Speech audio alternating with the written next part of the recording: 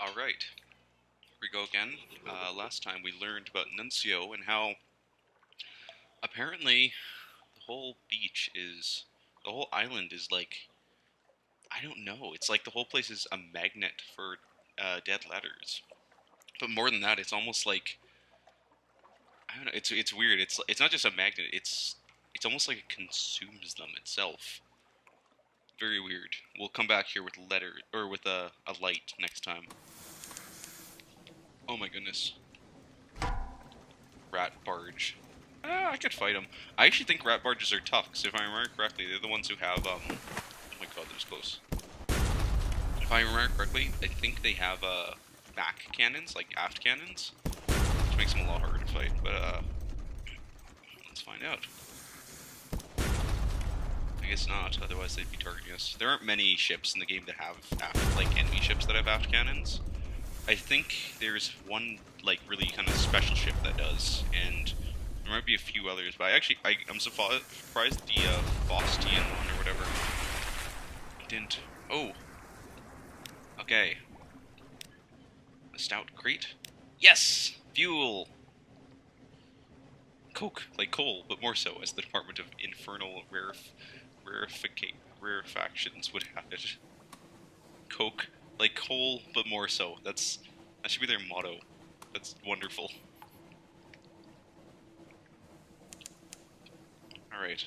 Actually, where are we map-wise? Oh, we're pretty close to the edge. We should be seeing, Polythreme, um, yeah, Polythreme, Consort, all that jazz soon. I'm still surprised at how close Frostbound is. I've never found Frostbound to be that close. Oh god, here we are. Sea of Voices. Oh. Oh yeah, here is, what's this place? Screaming Monks. Yes, there's nuns and monks. Tony Abyss. Godfall, that's what it is. Oh, that's, again, something I never realized until just now. That's why it's called Godfall. Sometimes, just occasionally, bits of the roof fall off. Be glad you weren't here when this one did, because remember that they say that Storm is the god of the roof? Something fell from the roof. That's strange, because it doesn't look like stone. It looks more like ribs, almost. Oh. They escort you to his cell. So the brawling, bearded men who live here call themselves monks. They pay lip service to Saint Stalactine, which fell from the roof, but their chief interest seemed to be wine, blood, and shouting. Oh my god, that was loud. I apologize. Used to be a Zaler, one whispers. We were hoping you could help us work out what went wrong. The supplicant, an old bearded man, sits cross-legged and naked in Godfall's smallest mosaic cell. At the sight of the group, he flinches. His wrinkled skin is covered in faded scars. No more for him, he whispers. 10 of the clock, we sweep. 15 past 10 of the clock, we wash. There were orders. No more freedom, please. A monk hands him a mop and bids him clean the entire temple by first bell. The supplicant squeezes it tight. Yes, master. It whispers, tears of gratitude welling up in his eyes as he scampers off. There's an awkward silence. He should make a very devout monk, one of the others ventures, once we finally get him into the habit. Interesting. Of shouting. Of wine, of blood, or of shouting. Let them tell you about past and present events in the masonry. Sure. Tales. They're eager to talk of their history. The stalactite, they assure you, was one of the citadels of the starved men who dwell in the roof. Oh my gosh. When it fell, a few of its occupants survived to become the monks' progenitors. Progenitors? How does it work, you wonder, with their vows of celibacy? They become vague, and are suddenly eager to speak of the details of passing ships. Interesting. Alright. Yeah, Godfall isn't like a true port. It's more like a place on the way to other places. And the place that we're going to is Polythreme, which I'm guessing is the south, because we're in the Sea of Voices for sure. Here it is, somewhere. Here we go. Oh my god. Your cheeks are wet. You think for a moment that it's sweat. The sorrow hits you like a falling stalactite. You are weeping. You double over, control yourself. Stifle yourselves. What is this? Why this sorrow? Let me weep. I would weep. The flood. Tides.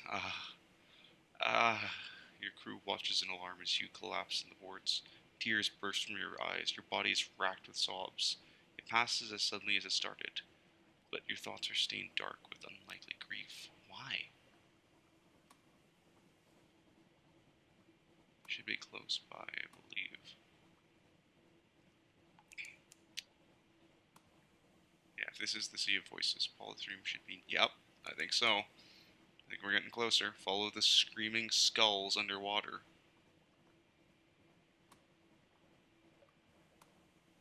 Oh, maybe?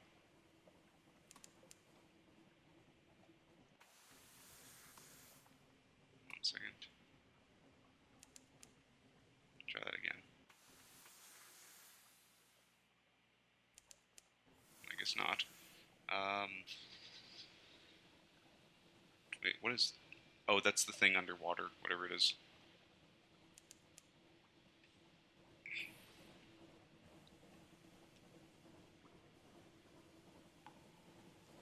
There's another one.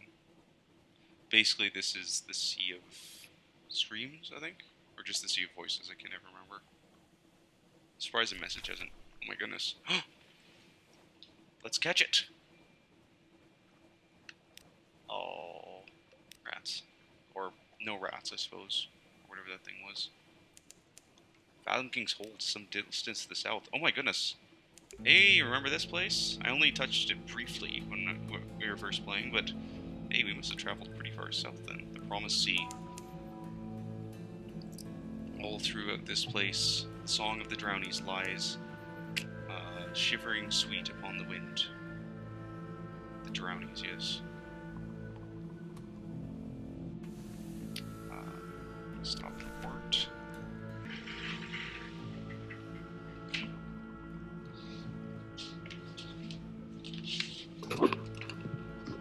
Sorry about that, I just need to close the window. Lorcan's Port, named for that most enterprising of drownies. Phosphor cells burn green, somewhere below the king waits.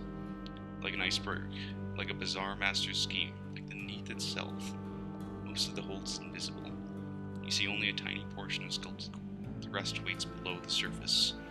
Fathomking's bone rooms and aquaria, his pearl snares, and his dining chambers. Oh my goodness. Trade for a white molly flower. It looks like a fish in water and a flower in air. The Drownies recommend owning one if you're going to their cousins in doubt. That's Porter watches you bright. She says nothing. Those granted audience return dazed, awestruck. The king is not generous, but occasionally he is fair. Sure, I'll trade for one of these things. It's said you may eat it if you ever need to break an illusion a doubt. Be cautious. Springs and fins. Place it in water if it needs reviving. Crush it and bite it when need arises. It is proof against seeing things that aren't there, which is the only trick they know in Dahut. Sniff and a jealous song go with this observation. Dahut is a place underneath the water. I can visit with my submarine, but I don't have one yet. Okay, that was weird. The music just, like, stopped. Let's see here. Hey. How much damage? I can take him on. Sure thing. I'll take this guy out. There we go. That's what I like to see. Now I don't even have to use this. I can just tail you.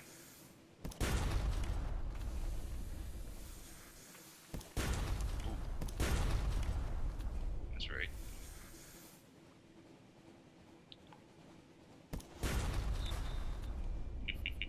See, the thing is, the flares benefit them too, but flares are funny. They're one of those things that I suspect would be very, very helpful, but I've never really used that much. I've never really found it to be too helpful. So, like, you can use them for call for help, to lure Z-Beasts, to... Oh, yes! The pirate poet, again. Crippled, broken, already feeding the Z's endless hunger. Little bits of the ship remain, but scraps of sinking cargo and a few point parts of its splinter to carcass. Captain! Captain, over here, quick! On port side! The legendary clay woman corsair. She clings tightly to the last few scraps of floating debris, defeated but defiant. Throw her a rope, claim the bounty.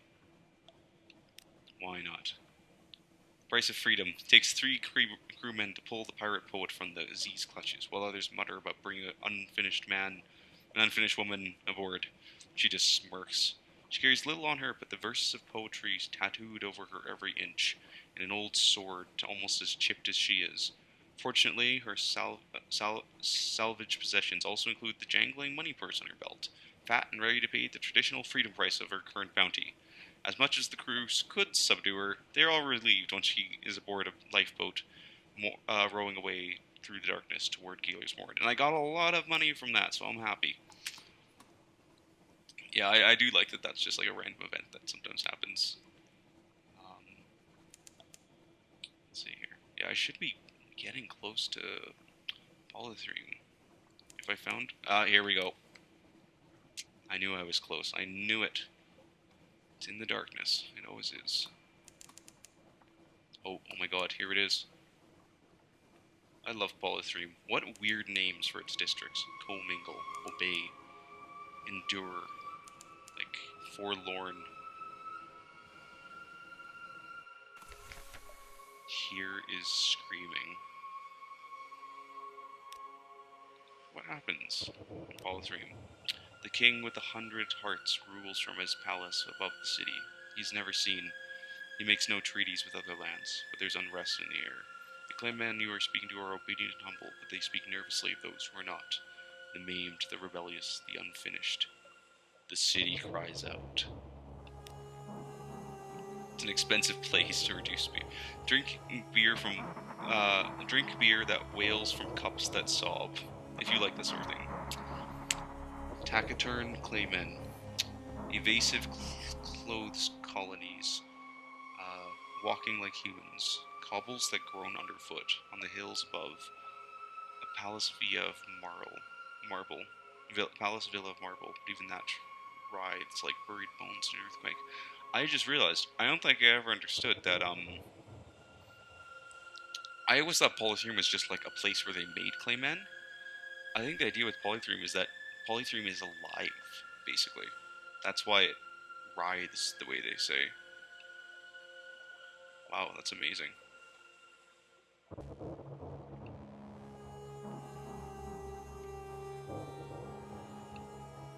I don't want to know, do I? I'm guessing it would kill him, but I've never used that before. Engine power 2000, fuel efficiency 25. And yes, I can buy this. This is so helpful, especially right now. In fact, the only thing that's weird about it is that they're essentially useless as cargo items, because the only place you can sell them is London, and they are, it costs the exact same amount to sell them as it is to buy them. So, we will work. We will only work. This trio of clay stokers will reduce crew capacity, as you can see here, requirements, but also crew capacity, and will slightly increase engine power. They are fitted with to an auxiliary slot. When they are not in use, they will stand patiently, hands by their sides, flat gray eyes unreadable. One of them will sometimes say, "I like it when it is quiet."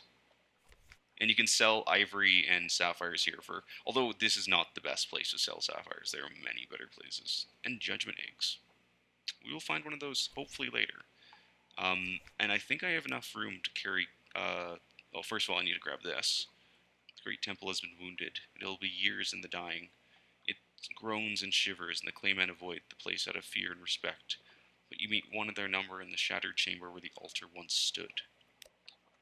What souls are these? The clayman swallows the coins in handfuls, for safety, not out of appetite, you assume, and hands you a crate of whispering souls. Human? The souls back home were all but silent. Perhaps these are the souls of chairs, hats, swords. That's Polythreme for you. Alright. Took my cargo in. Let's bring some of these. It pays fairly well. We are for London. Okay. Now that I have that, remember, the tireless mechanic, I needed... I didn't say, but... Oh, yeah, no. I'm going to need one clayman, which I'm carrying. one mirror catch box, also carrying, and then all the other like little things like a let's see here, like a Z story, etc., etc. All right, I guess we'll push off and head. I don't know. I guess north. Let's find out what's north of here. I'm also curious. I'm surprised that. Oh my god, the sea is actually really dark here. Look, there's like nothing in. Yeah, what's over here? Just a rock, I assume. Now that I think about it, I'm kind of surprised given how much detail they put into a lot of the other islands. And holy crap, what is that thing? We're approaching the Empire of Hands. The Tide of Appetites. Oh, there's the Empire of Hands. And unfinished pirates. Let's escape quickly. Hear the voices that cannot be drowned. This is the Sea of Voices. We are close to Polythreme, where nothing is truly dead. We are approaching the Empire of Hands. Let us clasp our souls tight, lest the Pentecost apes take them away from us. Yes, you heard that. You read that right. Isthmus, the Empire of Hands. Why it's called this, I don't know. And I don't know if this place actually changes location. It seems to be basically in the same spot every game, so maybe not. Yeah, this is a very interesting place, and the second way that I'm going to try to die in this game. Not try to die, try to end the game. There's two. You can end the game in many different ways, and there's optional ways that are very interesting. In the name and by the power of her enduring majesty, a trade embargo in quarantine of absolute perpetuity has been declared upon the Empire of Hands. 1. No ship of London is to permit aboard a Pentecost ape without express and prior permission of the Admiralty. Any and all acts of spearfish are prohibited. 3. They know what they did. Beware of stowaways. Keep a tight grip on your soul. Excerpt from the Standard Naval Regulations, Volume 4. Spearfish is, for those who don't know, well, and those who have played Fallen London would know, it's the stealing and selling, and specifically smuggling of souls. The flea-riddled mayor. With the regulations in mind, it's surprised to be greeted by a mere itchy monkey in a tattered yellow robe, barely walking with the help of a ceremonial staff. "Hello!" cries the mayor, in a broken voice of one not yet used to human speech. "Come, make yourselves at home. All souls welcome in the bountiful Empire of Hands." I'm sorry oh, the crew shifts uncomfortably. Maybe they're shifting uncomfortably because my accent was slightly slipping into like racist Chinese. I do apologize. I don't know. Maybe I was thinking of like the Nemoidians from Star Wars prequels or something. The crew shifts uncomfortably. They know the stories. It will take more than the natural beauty of this place to make most of them risk short leave here. Yeah. I'm not going to short leave. That's nuts. The authority of the flea-riddled mayor. He's not busy. No appointments are required. King of an empty castle, the flea-riddled ridden mayor scratched himself on a chair made of crates, surrounded by boxes of long, rotten trade goods. As a 5-souled ape, he would be able to petition for membership of court. For now, the trade embargo has left him trapped on the outside, a 3-souled overseer with no talent for order.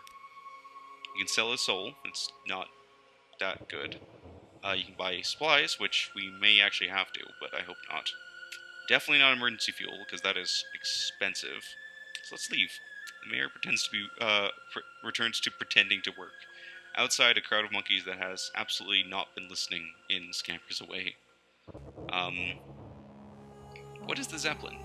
Intense work is underway across the bridge. Turned away, 2 monkey guards wielding rifles and rusty bayonets block the bridge. This is not for your eyes, outsider. Avert them. Walk away. Walk faster. Good human. What else is there? Port Staten. Oh wait, no, we already went there. Sorry. Sailing the Empire of Hands. Communal wooden boats offer free passage to all the travelers willing to row between islands. A scouting trip. Sovereign Island. A wooden palace stretches across the whole island, passage to it lit by a field of tiny glimmering buoys. The heart of the empire. Many boats circle the island, all keeping their distance. The one that gets closest is an extended rowboat, painted in red, yellows, and whites. 4 servant monkeys strain at the oars while its true passenger sits in comfort behind a gauze curtain. Just for a moment an eye catches yours, but only a moment. It would not do for a high-souled ape to see something so beneath its notice. Today, the sprawling palace is called the Wild-Wheeled Court. Tomorrow, who knows? The world of the Pentecost apes is one of cruel whimsy, where stolen traditions last only as long as their amusement. I can't gain access yet, but I will come back. The guards stare at you as you row away. It will take some effort to ingratiate yourself here. Perhaps you could find something on one of the other islands. How about Ash Isthmus? Neither man nor ape claimed this volcanic remnant between islands. Haunted, they say. Ridiculous.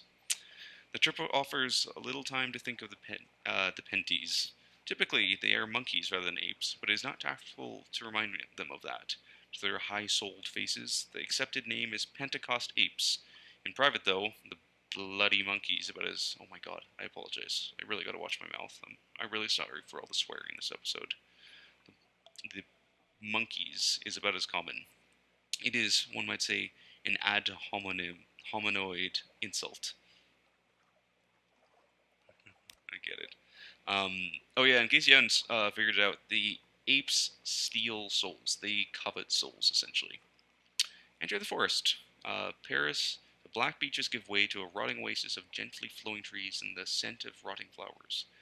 Parasynthetic vegetation thrives in the Empire of Hand's fertile soil and cool humidity. Into the woods, wild natural paths run from between clumps of trees, softly lit by a dim green glow and the occasional glimmer of false stars beyond through the canopy. Only the cracking of leaves and the soothing sounds of water break the serenity of a volcano forge paradise. One of the things I just wanted to mention is I like how upon first playing the game and figuring out where I was, I kind of thought, okay, so it basically looks like a giant cave. You know, maybe the ceilings, I don't know, like like 100 feet in the air, like a few 100 feet in the air, or something like that. Like high, but not gigantically high. Not as high as the sky, you might say. But the more I think about it, the more I realize that it's more like it's more than that. It's like the ceiling isn't. It's not just that they're underground. It's like they're almost. This place is almost another realm of its own. It's very weird. That's why the ceiling. That's why they talk about the false stars. They're so far away, and yet they are underground. So what does that mean? Hunt for supplies. So not many of the plants and berries here are familiar. But some of them look at least similar to ones we've seen being eaten in Port Stanton. Oh, might as well try it, right? I figured. Ooh, jeez. A very bad berry. The vomiting is long and thunderous. Fortunately, is the worst of it, and it could so easily have been worse. Let's relax. Steam and a hint of sulfur gently rise from a secluded natural pool flanked by trees and mushrooms. You slip out of your itchy clothes and into the welcoming caress of hot, deep water. The salts and sweats of sailing life melt away as you simply float, bare and free. Above, false stars glimmer bright enough to be worth wishing on. Sorry. All around, the glow of the trees casts ambient calm on the silent peace. How long has it been since you had a moment like this? Since London? Longer? Oh,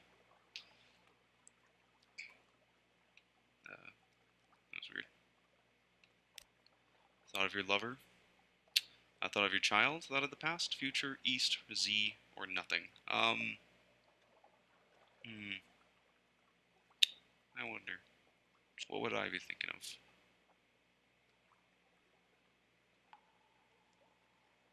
Sure. Actually, thought it for the east. You sailors are resourceful enough to get this far where the stories end and the myths begin. Out on the edge of civilization, from here, the lights of home are just a memory. The Z is blacker, its tales are more guarded. It is not enough to simply keep sailing. None who try ever return home. Perhaps that is the price demanded by Salt, as you overheard the crew darkly mutter when they think no one hears. That doesn't mean that... Wait, what? What was that? Sounds like Giggling? Caught! A little blonde girl perches, watching on a rock. Her innocent grin is spiced with mischievous glee. She moves like an ape, but she giggles like an imp. At the look on your face at being caught bathing in her hot spring, and at the one that floods on it to it as she scoops up your clothes. Oh, good lord.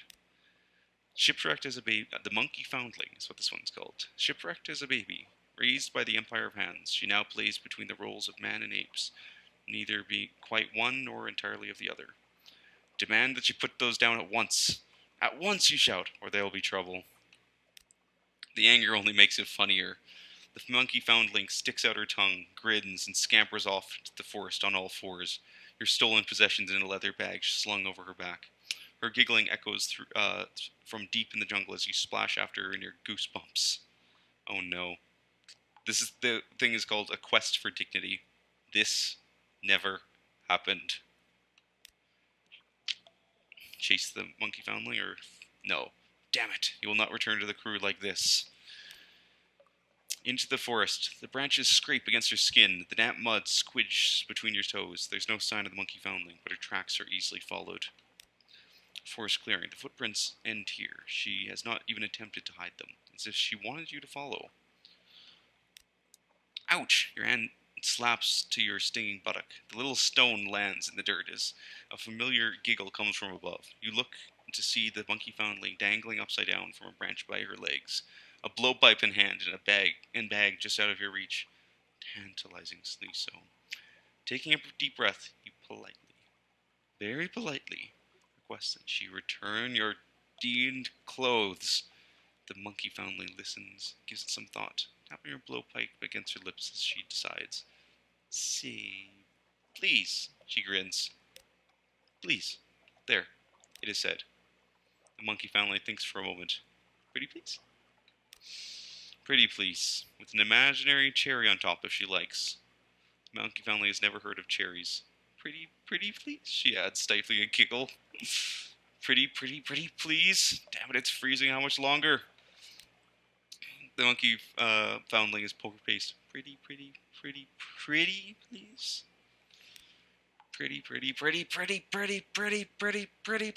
Your anguished plea echoes through the trees.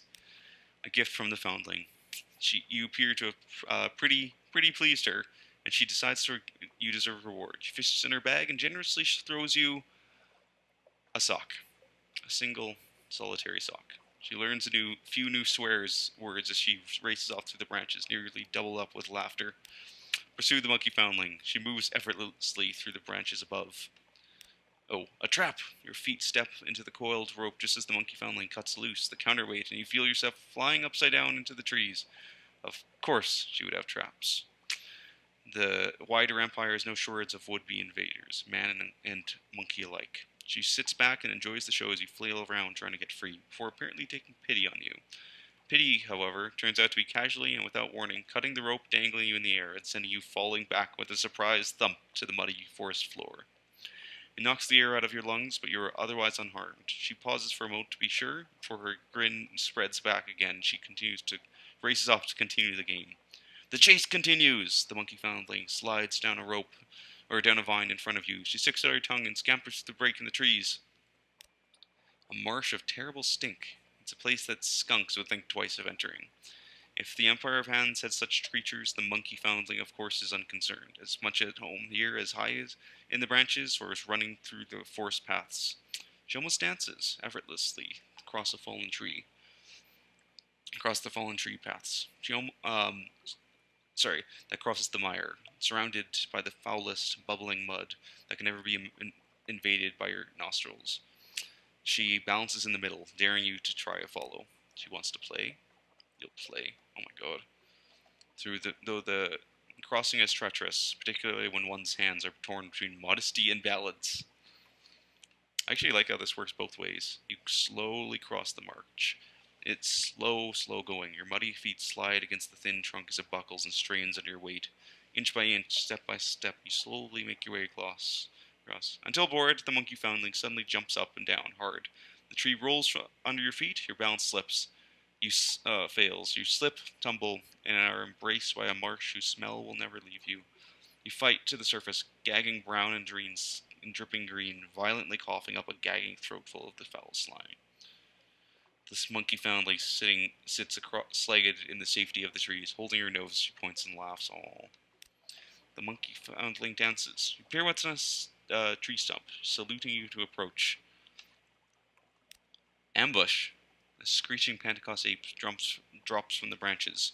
The shock on the monkey foundling's face makes it clear this is not part of her little game. Its rage is focused entirely on her, the ghost of Ash Isthmus, and the bright soul upon which it can uplift itself to glory. It limps from some trap earlier, its fur blood-soaked and glistening. It lunges at the monkey foundling, who half rolls, half falls off the stump, and yelps as it catches her by the leg.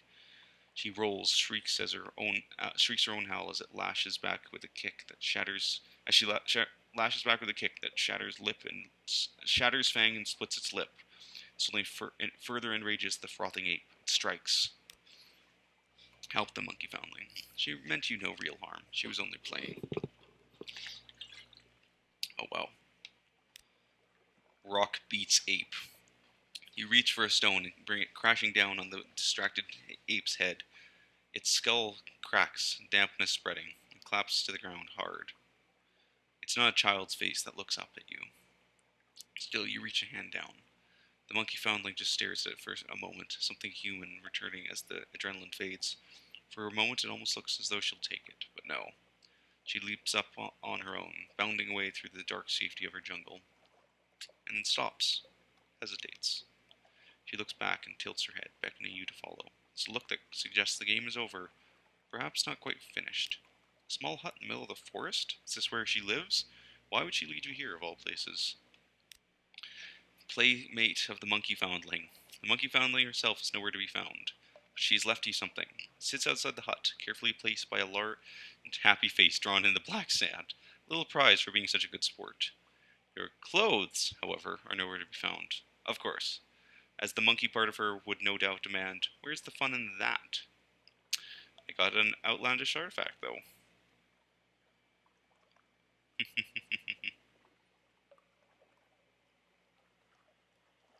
I never read this before.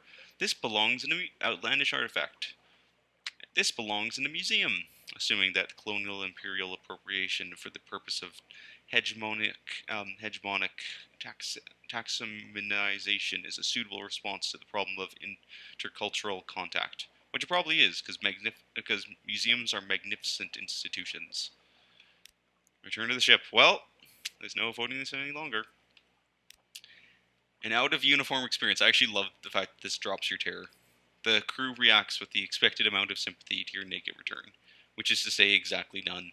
By the time you board the ship, every last crew member is on hand to see and cheer, with more than a few letting off flares as impromptu fireworks. It is many, many days before the needling ceases and you are able to give an order without first scouring it for innuendo. On the plus side, it does boost at least the rest of the ship's mood while it lasts, and you have a new treasure for your collection. You've had worse days. Woohoo! Finally, I'll just finish up this with the last two places, and then we'll end the episode because I'm actually almost out of breath here. A scouting trip to Fountainhead Island. Ancient secrets peer out of the trees. Any may visit, but few penties ever bother to make the pilgrimage. A young, ancient empire. The Empire of Hands is hardly as old as they pretend, but mimicry and theft impugns their culture. If the penties have come to think the rulers should be buried in ancient temples, then it is in ancient temples they will build. It would hardly be the first time their attempts to mirror humanity have entirely missed the point. Yeah, poor monkeys. A temple in the forest, in the clear of parasynthetic trees, looms an imposing structure of wood and stone. The vault of the first emperor. It stretches through the forest, a mix of stone and wood. Its style is at the mercy of the Pentecost ape's current whimsies and inspirations. It would take a dedicated team to break in and uncover its secrets. Perhaps you'll bring one here later. I do love the fact that this whole area has its own self-contained, culture and everything. The Pentecost apes, always trying to covet. I do wonder what they actually did to be kicked out, which I don't know. Maybe it had something to do with stealing souls. I don't know. I know that her what do you calls it? What do they call her? Not her enduring majesty. The Traitor Empress. That's her name. The Traitor Empress. I know that she really, really doesn't like them, and I'm guessing it has to do with the soul stealing, but they can't all be it. So there's a Heartsake Island, the last place. A thin pillar of greasy yet appetizing smoke rises from the only human settlement in the Empire. The Blummen, the Blumenbach quarantine. The Admiralty has never stated precisely why it seeks to keep the Empire confined, although most opposition to it fades once said opposers actually encounter a Pentecost ape. They have been easy to corral, however. Though they do not lack wit, there is not an inventive bone in their hairy bodies, and no amount of stolen humanity has taught them the art of creating engines. Interesting. The survivors of a pirate expedition have stolen this land, where apes are unwelcome except as an entree. The lost treasure hunter, he squints at the map, muttering incoherently. North for each city the bats have brought down. Have you seen a big X on the ground by any chance? I got these 4 map pieces that got me this far, and X said X would mark the spot. But I can't find an X anywhere. Looks at the map sadly. It can't be here. It should be here, it says. Now where am I supposed to dig? He's too busy to talk right now, but adds he will be in the village later if you want to trade adventuring supplies. Don't try the meatballs, he warns, getting back to his search. You just don't want to do that. Greasy smoke and guiltily tempting aromas rise from a collection of huts around a long beast pirate ship and the field of pointedly impaled apes. Oh my god. An explosion almost takes off your head. Sorry about that, booms the boisterous pirate, lowering a smoking blunderbuss as bits of shattered tree rain down. New arrival, are we? Well, if you haven't got a tail, you're all right by me. He squints, momentarily suspicious. You don't have a tail, do ya? Wouldn't put it past the thieving little buggers to go shaving one of their own. Wouldn't know fair play if it kicked him up right up the arse. His voice is louder than his blunderbuss. The congealed meat juices in his thick beard are better not considered. It's not madness that drove these pirates to cannibalism. Okay. But years of being shipwrecked without the comfort of meat. After a while, any meat would do. Dine at the captain's table. All are welcome to share the pirate's wealth, provided they have the stomach for it. And the manners and table manners. I'll take the hit to terror. A toast to a forsaken yesterday. The boisterous pirate clears his throat, and all go quiet as he stands. To her enduring majesty, he shouts. To the ever-shining lights of home. A cheer rises as the pirates raise their mugs, drain them dry. There is something quiet in the silence. They have long decided that what they have done here shall disqualify them ever from walking on Wolfsack docks, from singing the mandrake, and from meeting the eyes of those they loved. It's not fear that keeps them from asking the visiting captain for a safe passage back home. It's an agreement, unanimous. The boisterous pirate slams his hands together in an echoing clap. Amen, he declares, as everyone reaches for the meats they've been salivating so. Yikes. Turn to the boat. They are a friendly sort, and they are shocked at the idea that they would ever be such poor hosts to eat a guest. But then, they have no shortage of supplies. Back to Port Staten. The Z is quiet. The journey is pleasantly uneventful. You have not been eaten by cannibal pirates. All things considered, a successful trip. Woohoo! I can prepare a comprehensive port report. If you have reason to brave the waters this far east, especially with the trade embargo, the Admiralty will pay especially well for such up-to-date intelligence. All of them warrant, all the islands of the Empire warrant further attention. For now, though, it would be best to see if your initial discoveries can whet the interest of anyone back home. I will pause it there because, oh my god, I'm actually out of breath. I can barely breathe. Next time, maybe a little bit more Empire Hands, maybe not. And probably, oh, right, yeah, I have to come back here. I will probably be pushing north after this. Hopefully I'll make it home. Alright,